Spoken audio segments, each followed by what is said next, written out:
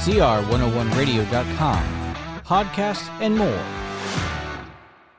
What does legitimate mean? This is R.J. Rushdoony with a report on our threatened freedom. When we talk about stage plays in New York, London, or elsewhere, we speak of the legitimate theater. What does this term mean? Why should a stage play be called legitimate? This usage goes back to Shakespeare's day. Plays previously had been church-oriented miracle and morality plays. In the Elizabethan era, the theater began to flourish at a remarkable rate. The royal government immediately stepped in to license and control the stage. 3 theaters were licensed in London: Drury Lane, Covent Garden, and, in the summers only, the Haymarket. Any other performance was illegitimate. This law continued until 1843. Thus, the licensed and controlled theaters were called legitimate theater, a term we still use without realizing its meaning. The legitimate theater was a controlled theater. We fail to realize how much propaganda there is in Shakespeare. His historical plays were written to glamorize the Tudor dynasty and to make legitimate by falsification the illegitimate seizure of power by Henry VII. Thus, for the crown, a legitimate theater served an illegitimate purpose. As time passed, the theater became more and more trifling.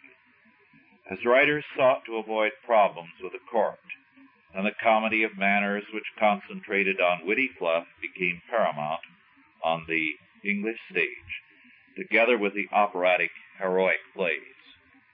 Why is all of this important to us? The point is that the English state was defining what was legitimate in the theater. If Shakespeare had produced his plays on a bootleg basis, would his work have been any the less legitimate? Now the question is important for us because with federal grants and subsidies, we are quietly moving back towards a legitimate theater, legitimate arts and sciences, and legitimate entertainment on television. It took more than 2.5 centuries for England to escape from a legitimate theater to a somewhat free theater. Now we are moving into licensed theater, entertainment, arts, and sciences, and education. Supposedly, the state-controlled and state-licensed schools are the legitimate and good ones. The facts make clear that the unlicensed and supposedly illegitimate Christian schools are better. In one area after another, a battle was waged in recent centuries against the idea that church or state had the right or ability to declare something legitimate or illegitimate and to exercise controls over it. The results of that battle were major advances in freedom. We are now acting as though that struggle was a mistake, and as though a higher stage of progress requires such a surrender of freedom and choice.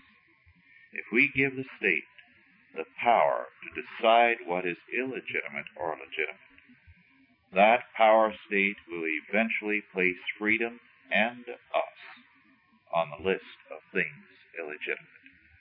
This has been R.J. Rushdoony with a report on our threatened freedom.